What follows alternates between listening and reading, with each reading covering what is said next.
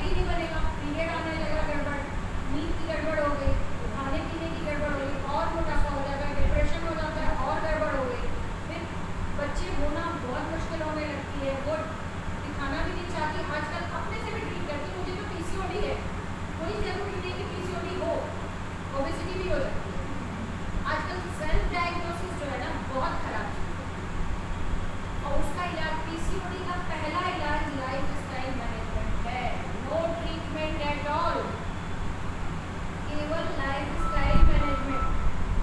तो आप अगर पीसीओडी हो तो पहले सुनो, एक्सपर्ट की सुनो, फॉलो करो, सुनो ही नहीं फॉलो करो, तब आप उसमें अपने आप को चेंजेस आएंगे।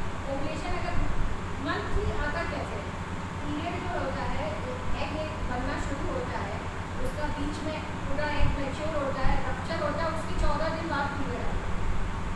ये साइकिल होती है, मेंस्ट्रुअल साइकिल। एक तरफ दूसरा हार्मोन काम करता है, दूसरी तरफ दूसरा हार्मोन करता है, दोनों का बैलेंस बिगड़ा, ओवुलेशन डिस्टर्ब, आगे पीछे होने लगे, या रप्चर ही नहीं हो, रप्चर नहीं हुआ तो सिस्ट बन जाता है, और बड़े बड़े सिस्ट, तो अभी तो छोटे छोटे दिख रहे हैं पॉलीसिस्टिक बोलते हैं, बट उसमें बड़े सिस्ट भी होते हैं।